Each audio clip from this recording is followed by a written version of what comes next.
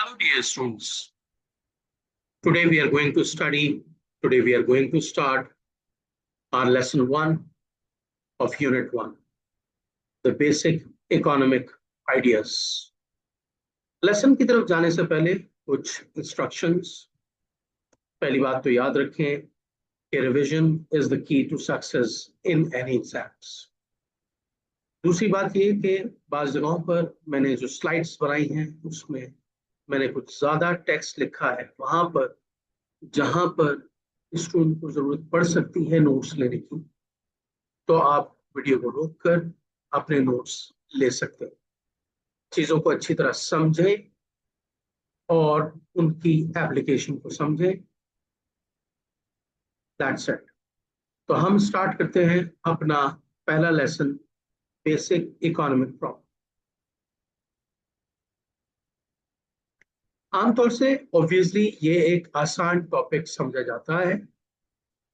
Basic economic problem में हम बात ही करते हैं कि human wants are unlimited while resources to fulfill them are limited. Human wants unlimited है,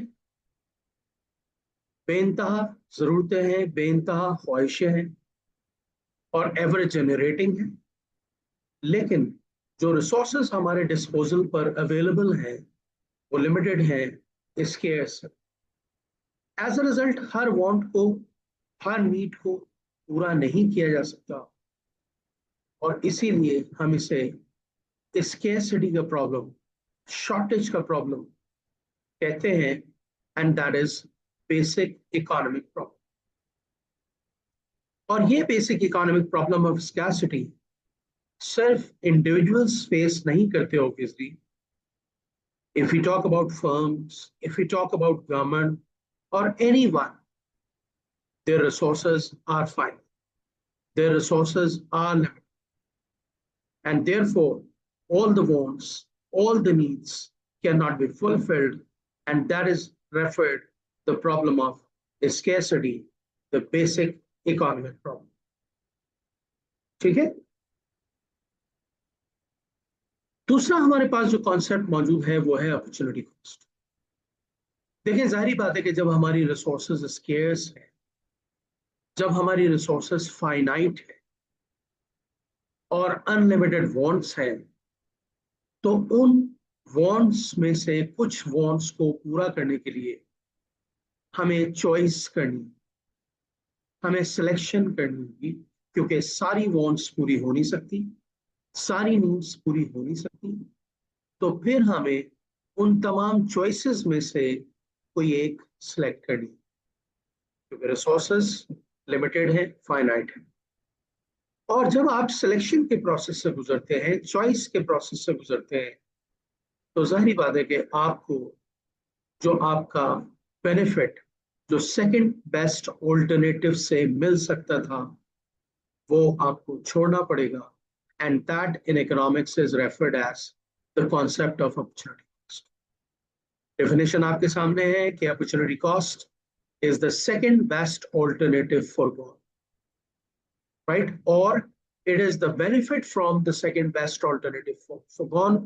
और इसके लिए अक्सर हम इस तरह भी कहते हैं कि it is the real cost of choosing one thing, not the other.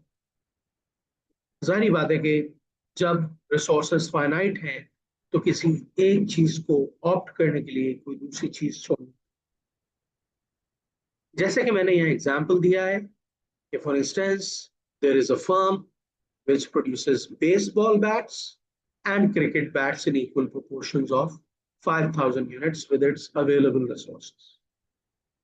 Now, if due to the start of IPL tournament, people play more cricket and demand for cricket bats increases, then firm will obviously have to switch its resources away from baseball bats to cricket bats.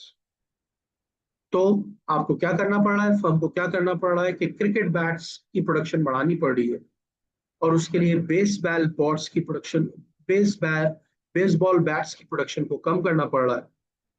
और इस resources को divert करने की वजह से वो revenues जो कि बेसबॉल बैट्स से मिल रहे थे वो अब आपको नहीं मिल. तो opportunity cost is the benefit foregone from the second best alternative. Obviously, when you have to have something, you will have to leave something because resources are finite, and therefore, whenever you will make choices, you will incur opportunity cost. And that opportunity cost is not only faced by individuals, that is faced by the government, that is faced by the firms, that is faced by everyone, because everyone's resources are scarce. फिर हम opportunity cost के reference से types of goods की बात भी करते हैं. वैसे तो आप आगे चलकर और दूसरे टाइप्स ऑफ गुड्स भी देखेंगे, लेकिन यहां हम अपॉर्चुनिटी कॉस्ट के रेफरेंस से जरा टाइप्स ऑफ गुड्स की बात करें. फ्री गुड्स और नॉन इकोनॉमिक गुड्स हम किसे कह रहे हैं? फ्री गुड्स और non economic goods are those goods where their utilization does not involve an opportunity cost. For example, using air to breathe does not involve an opportunity cost in the open air. और इसमें दूसरी बातें भी हैं कि free goods हम उन चीजों को कह रहे हैं, पहले एग्जांपल दे देता हूं ताकि बात आसानी से समझ में आए.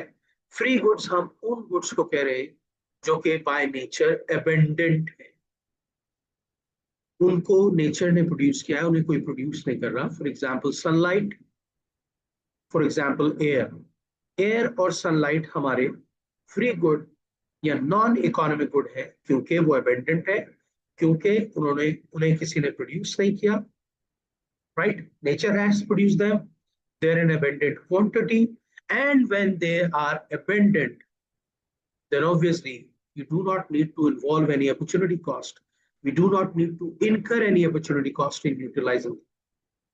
खुली हवा में सांस लेने की कोई अपॉर्चुनिटी कॉस्ट नहीं है, सनलाइट को इस्तेमाल करने की कोई अपॉर्चुनिटी कॉस्ट नहीं है क्योंकि वो एबेंडेंट है. दूसरी तरफ फ्री गुड्स का ऑपोजिट इकोनॉमिक गुड्स. ये वो चीजें हैं जो इंसान प्रोड्यूस कर रहे हैं, राइट, और जाहिर बात है कि रिसोर्सेज स्केर्स हैं, तो इन चीजों को प्रोड्यूस करने के लिए कोई ना कोई अपॉर्चुनिटी कॉस्ट इनकर हो रही है. For example, to produce this laptop, obviously the firm could have produced something else, but it is producing this laptop, तो obviously opportunity cost आ गई. या मैं आपको पढ़ा रहा हूँ, सर्विसेज दे रहा हूँ, और जाहिर बात है कि टाइम भी एक स्केर्स रिसोर्स है, तो जब आपको मैं पढ़ा रहा हूँ तो मैं कुछ ना कुछ वो टाइम में कर सकता था, वो छोड़ रहा हूँ. तो these are economic goods. Economic goods are human made, they are scarce, and their utilization involves an opportunity cost, and that's why you have to pay a price for it. So this is the difference between free goods and economic goods. Resources का लफ्ज हम बार बार इस्तेमाल करें. Economics में resources के लिए हम term इस्तेमाल करते हैं factors of production. Factors of production inputs को, रिसोर्सेज को कहते हैं हम. फैक्टर्स ऑफ प्रोडक्शन का मतलब ये है कि वो रिसोर्सेज जो हम गुड्स एंड सर्विसेज की प्रोडक्शन में इस्तेमाल करते हैं. When an individual, firm or government produces something, it needs resources to produce. These resources in economics are referred as factors of production. Resources or factors of production are classified into 4 types: land, labor, capital and enterprise. Factors of production को हम 4 उसमें classify करते हैं: land, labour, capital and enterprise. चलें इनके बारे में बात. सबसे पहले मैं आ गया लैंड पर. Land means all natural resources used in the production of goods and services, such as fruits in the fruit juice, wood in the furniture, water in chemicals, etc. It also includes the piece of land where the production activity takes place.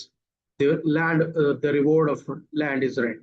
देखें, बात सारी क्या है कि land एक umbrella term है. Land का मतलब यहां सिर्फ पीस ऑफ लैंड नहीं है. आमतौर से तो obviously we know that land is a piece of land, right, लेकिन यहां हम लैंड को एक अम्ब्रेला टर्म के तौर पर इस्तेमाल कर रहे हैं, और लैंड का लफ्ज यहां पर हम तमाम उन नेचुरल रिसोर्सेज के लिए इस्तेमाल कर रहे हैं जो गुड्स एंड सर्विसेज की प्रोडक्शन में इस्तेमाल. कोई भी चीज जाहिर बात है कि जब हम प्रोड्यूस करेंगे तो उसमें नेचुरल रिसोर्सेज इस्तेमाल होंगी, और उन नेचुरल रिसोर्सेज को including the piece of land हम लैंड कहते हैं। और जाहिर बात है कि रिसोर्सेज को, लैंड को, नेचुरल रिसोर्सेज को हम रिन्यूएबल और नॉन रिन्यूएबल में क्लासिफाई करते हैं। रिन्यूएबल रिसोर्सेज ऑब्वियसली वही हैं जिनको बार बार इस्तेमाल किया जा सके, and non renewable are which are one time used and can not be renewed. For example, अगर मैं विंड पावर से इलेक्ट्रिसिटी बना रहा हूँ तो जाहिर बात है विंड तो कंटिन्यूसली मौजूद है, और कंटिन्यूसली मैं बार बार उससे क्या कहते हैं इलेक्ट्रिसिटी बना रहा हूँ, विंड इस्तेमाल होने से खत्म नहीं हो, राइट।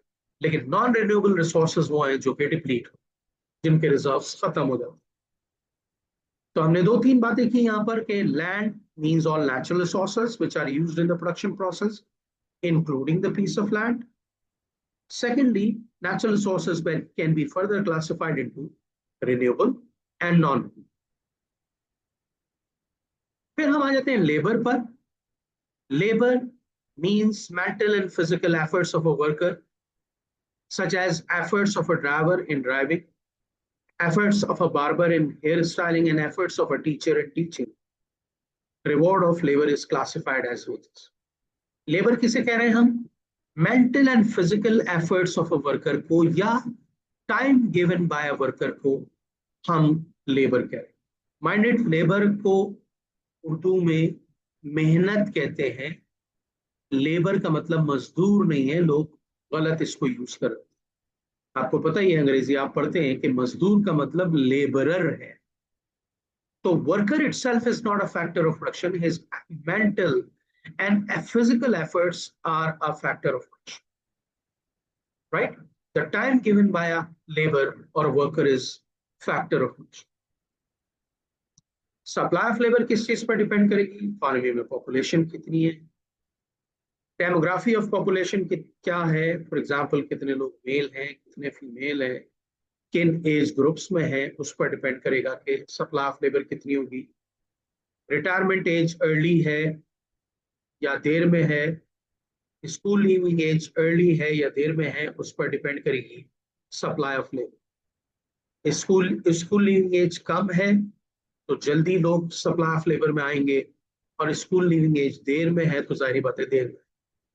तो दीज आर फ्यू फैक्टर्स। वैसे तो ये प्रॉपर टॉपिक है कि वर्कफोर्स या लेबर फोर्स के इन्फ्लुएंस करने वाले फैक्टर्स कौन कौन से हैं, एक प्रॉपर टॉपिक है जो आगे आ रहा है, लेकिन यहाँ पर बस मैंने इसको थोड़ा सा एक दो चार फैक्टर्स डिस्कस कर लिए।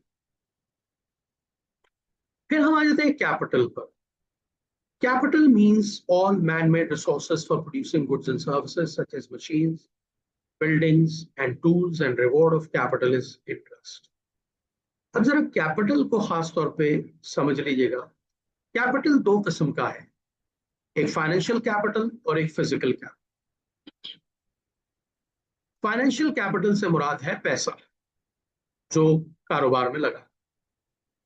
लेकिन याद रखें कि इकोनॉमिक्स में हम कभी भी कैपिटल को फाइनेंशियल कैपिटल के तौर पे क्लासिफाई नहीं करते, हम उसे फिजिकल कैपिटल के तौर पे क्लासिफाई करते हैं, which is machines, buildings, tools, equipments, they are classified as capital. Main definition क्या है? These are the man-made resources to produce further goods and services. So in economics, usually we don't talk about financial capital, we talk about physical capital. किसी restaurant में जो पंखा लगा हुआ है, किसी रेस्टोरेंट की जो टेबल है, जो पकाने के चूल्हे हैं, they are all classified as capital. Supply of capital usually increases over time. Supply of capital increases in order to meet new demand for goods and services.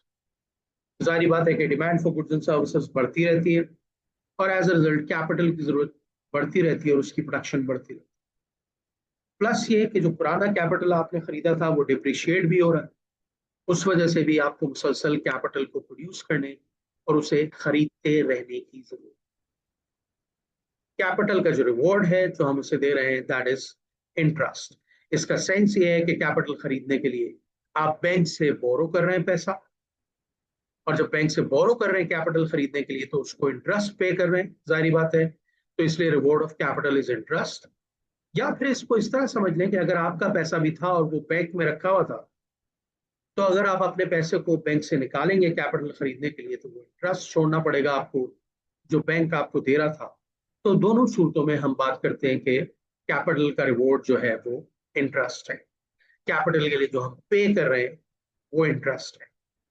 तो capital is man made resources for further goods and services, to produce further goods and services.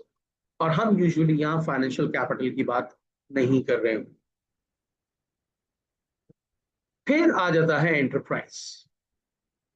आप देख सकते हैं enterprise is an individual और group of individuals who organize other factors of production to produce a good or service, to sell and takes the risk of a profit or loss.